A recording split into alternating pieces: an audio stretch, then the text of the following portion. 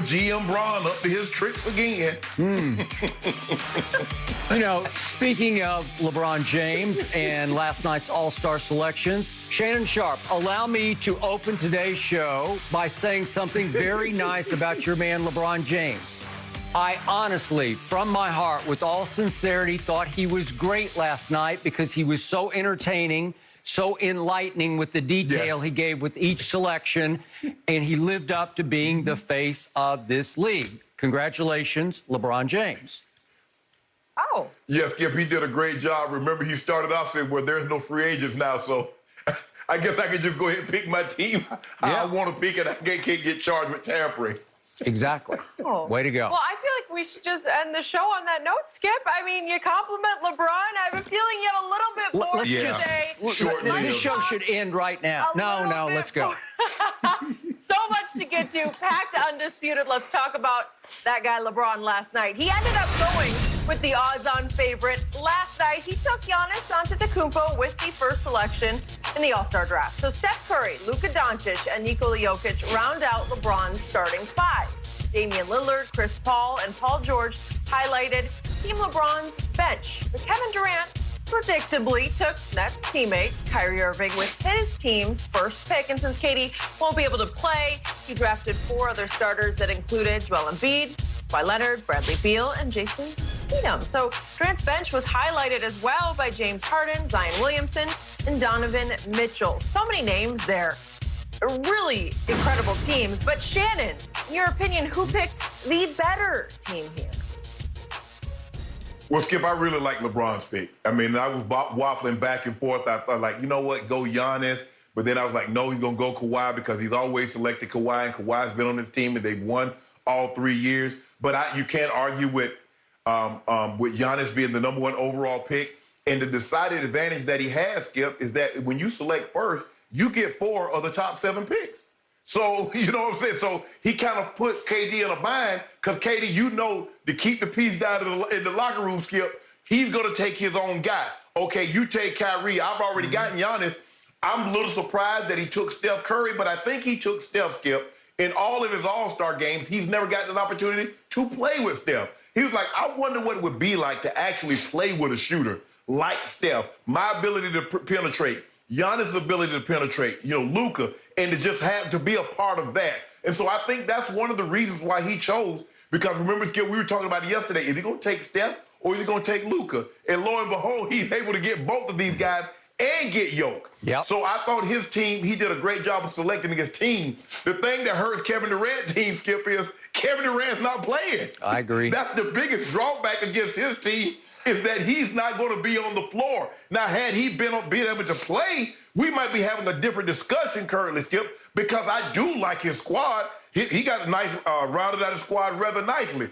But I think it's him not playing is what I would say gave LeBron the advantage. And I think the sports books and everybody, Fox Bet, I think they got LeBron team opening up as a 3.5, 4-point favorite. So I love LeBron team. They got shooting. They got nice size. I know everybody's talking about, Skip, the Utah Jazz have the best record in the NBA, and their 2 best players get picked last, Skip. It's like being the tallest guy at the schoolyard, and somehow you manage getting picked last when you're a foot taller than everybody else. So I thought they had fun with that, but I really like the LeBron team. I mean, Luka, Steph Curry, Giannis, Jokic, LeBron, and then Skip, I told you, first pick of the second round, he took Dame Lillard. He has a really nice team that can really shoot the ball, has nice size. So I really like his squad. Okay. Speaking of really being able to shoot the ball, I heard Shaq say last night on TNT as he got his first look at LeBron's total squad. He said, I really like his starting lineup because of the shooting. And you just pointed to the shooting. And so I'm going to focus on the shooting or lack thereof. So let's look at LeBron's starting lineup. Is Luka a shooter? No, he's a lousy shooter. Is Giannis a shooter? No, he can't shoot a lick. Is LeBron James really a shooter? Is that what he does? No. I'll give you just below average, but he's certainly not even an average shooter. So let's look harder even at Steph's years so far. And you said wanted to play with Steph because he's the ultimate shooter. Well, over his career, he has been. But this year, he's not been up to snuff as a shooter because his career average from three is 43%, and he's 2 percentage points lower at 41, which obviously by most human standards is still excellent. But he's not been Steph. He started off the year with 2 straight 2 out of 10 performances from three. He's had a 1 of 10 night. He's had a 1 of 11 night. And just the other night against Portland, he was 5 of 14. 5 of 14. So he's been as cold as he has been hot this year. And yet we saw that crazy video, which I can't even believe it, that a human could do this. But we saw him make 105 straight threes. It was the corner three, obviously, which is a little bit easier, but still 105 in a row.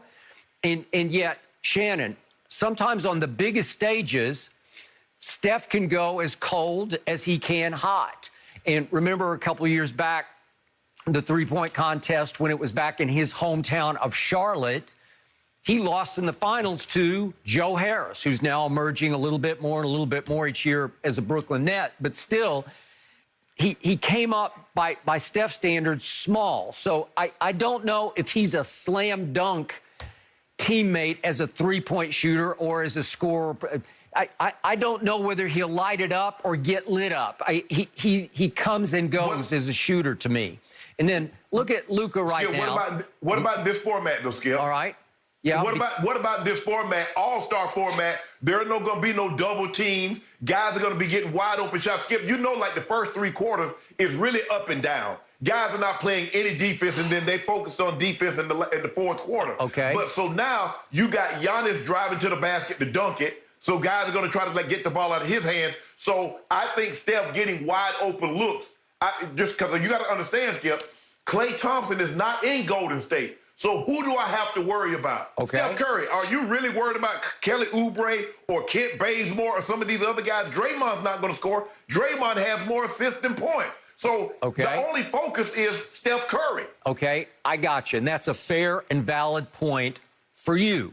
But the point is, Steph can go either way. I don't know if I trust him even on wide open looks to go crazy hot because he can go crazy cold.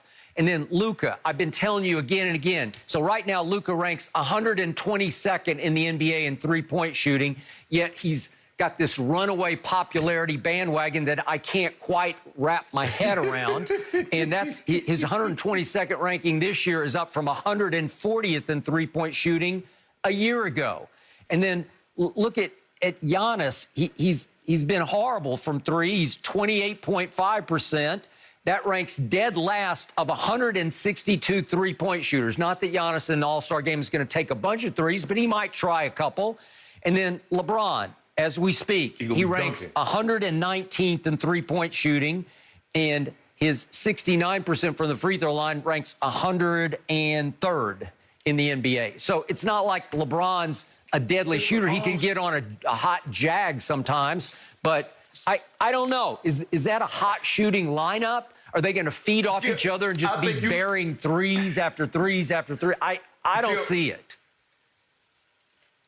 Look, you're overanalyzing it, Skip. This is not the NBA Finals. This is an all-star game format. Guys are going to be getting up and down. Their shots are going to be wide open. In the first 3 quarters, you're probably going to see 40 dunks between the two teams.